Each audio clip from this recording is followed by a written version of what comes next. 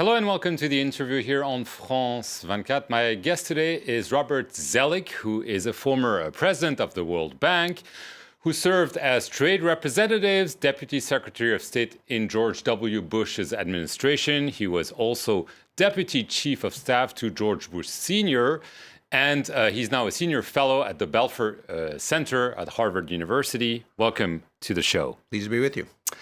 You are among some 50 former Republican top-level officials who wrote a couple of weeks ago an open letter opposing the candidacy of Donald Trump. You called the Republican presidential nominee, I'm quoting, fundamentally dishonest, and you blasted his hateful rhetoric. Obviously, we've had new revelations about Donald Trump. This 2005 video where he makes derogatory comment about women, and a sort of civil war within the Republican Party, with many of its leaders saying they would not support Donald Trump. It seems we're seeing your party, the Republican Party, implodes as the campaign unfolds.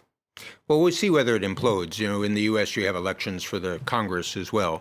But that's one of the issues, whether Trump will drag these people down, but also will his core supporters come out for some of these races. But I think what's important for your viewers to have a sense of is that this is one of those highly unusual elections because, on the one hand, Hillary Clinton is a traditional candidate playing by conventional rules, but the rules are changing. And Donald Trump, on the other hand, represents something you see in other places around the world, which is someone who says the system is rotten, it's corrupt, it has to change. I'm the strong man, and whether with bombast or anger or other sort of ways, it's not so much policy or ideology. It is also who you blame. So blaming the other. The other may be Mexicans, it may be Muslims, it may be Asians. But so the closest analogy I could find in French history is Boulanger, the strong man on the white horse. And so his supporters... General Boulanger in the 19th century. Yes, and so what's also important to understand, and perhaps for your viewers, they say, well, how can people still support Trump after all this? I think the key is there's an anger and there's a frustration where people feel that the system is unfair to people like them. And what the polls tend to show is there's a sense that whether it's nostalgia or whether it's a sense that in the past life was better for people like them, it's partly cultural, it's partly economic. One thing it is also is a sense of resentment about being patronized by elites or the establishment.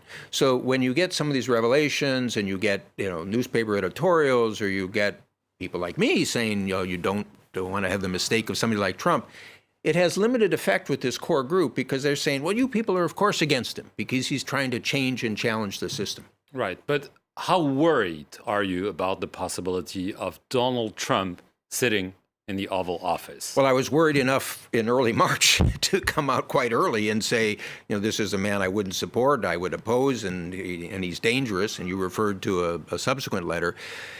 As a reality, I think, I think Hillary Clinton has probably got 75% chance of winning.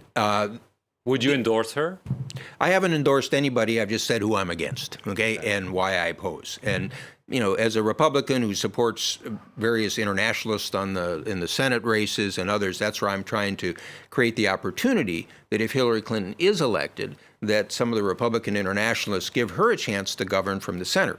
Because the other side of this story, perhaps less covered in Europe, is the fact that the Democratic Party is no longer the party of the 90s and Bill Clinton. And you saw that on the Bernie Sanders side.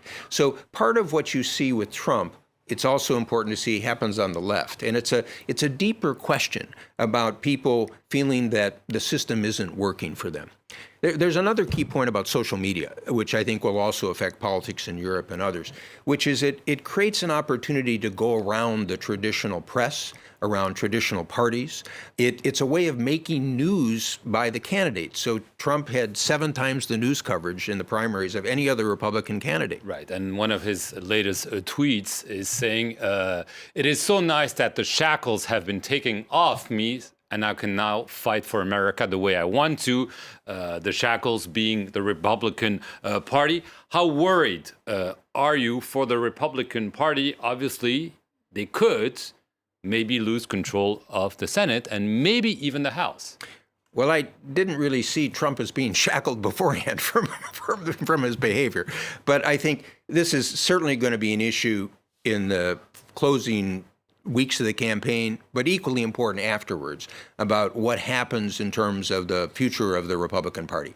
And there will be some people that will say, the problem was Trump wasn't conservative enough. That will be what sort of a Ted Cruz says. Some people will say, yes, we need to campaign for change, but we had the wrong representative of doing it. Some people will be critical of people like me because we weren't loyal to the party. There are figures like Paul Ryan, the Speaker of the House, who distanced himself a little bit this week again from Trump. And you could see what he was saying was, look, I want all my members in the House of Representatives to do what works for them. And this is a sign after the most recent tapes and bizarre behavior of Trump that he was trying to create room, but he got some blowback on that from some members.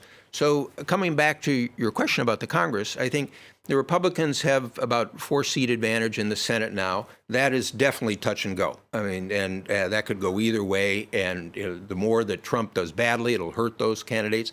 In the House, it's most likely, because of the way districts are set up, Republicans will keep the House, but with a smaller majority. But there'll be a very strong caucus, which you've seen sometimes called the Freedom Caucus, that sometimes constrains what Paul Ryan wants to do. So people like Paul Ryan will be very important in trying to set the future direction, but there'll be a huge debate. Right. What worries you the most if Donald Trump sits in the Oval Office? The way he deals with Vladimir Putin? Obviously, there's been a lot of talk about his relationship, quote unquote, with Putin, with North Korea, with the Middle East. I mean, if you were there, what would you worry mostly about? Well, and that's why I took the position. And on domestic policy, we have checks and balances, and that can work out in some circumstances. But he's the commander-in-chief. But on the foreign policy, where a president has a lot of authority, I considered his character and his behavior to be dangerous. Now, the best I can suggest about his approach is he approaches everything like a big real estate negotiation. Now, some people say, okay, well, that means there's bargaining room. Right. The problem is, for the past 70 years, for good or ill, the U.S. has played a role with an international structure of alliances. And you can't just say to the Japanese and Koreans, well, if you don't pay more, we'll no longer give you the nuclear guarantee, because maybe they'll develop nuclear weapons. Or you can't say, well, Putin's a strong guy, I can deal with him. Well, maybe Putin will take advantage of your ego. Or if there's a conflict, how will Trump react if he's humiliated? So it's those personal characteristics that concern me the most and led me to take the position I did. Right. About Russia, what do you make of those claims that Donald Trump is not really going after the Russians, even not like his running mate is? I mean, do you sense there's something a little bit fishy there? I don't know. You see the stories. I think it's really just more this basic strongman personality. You were saying how you recently visited Erdogan. There's figures in the world who sort of feel, if I show my strength, if I show kind of this leadership characteristics, that they'll run over people. And I think to a degree, part of what Trump represents is a respect for that behavior, which I think is fundamentally wrong. But also, I think he's coming in with a sense of, the United States has done too much in the world. We've sacrificed too much. And so he says, if Putin wants to deal with the Middle East, well, why should I care? Why should I spend American treasure, American lives? This goes to the fundamental question of the stabilization of the international order. And prior to Trump coming in, I think the mood of the general public was, if George W. Bush was too activist and too aggressive and too much in wars, Obama pulled back, and the pendulum created some vacuums. So part of what Trump's behavior is, it's hard to read what he would do, and it's very much based on sort of an emotional reaction. And so you would be worried to have an emotional president. I was worried enough to oppose him from the start, yes. Right. So you think Hillary Clinton will win the presidency? I give her 75% odds, but with the issue here is these political movements that I described, not only in the United States, but you see them in France with Le Pen and others, is that, so did people expect the Brexit vote? Did people expect the Colombia referendum to sort of reject the peace deal? it's an uncertain environment. So, a good example was there was a recent sort of event of business and financial people, and a journalist correspondent who's written some books on elections asked, how many of you are going to vote for Trump? And nobody raised their hand. And then he said, how many of you think other people in this room are lying? We just don't know. So if you ask me the best bet, I give you 75% odds for Hillary Clinton, but we'll see. Okay, Robert Zoellick, thank you very much for your time. Thank you for coming on the France 24 set, and thank you for watching this interview. Stay tuned for more news.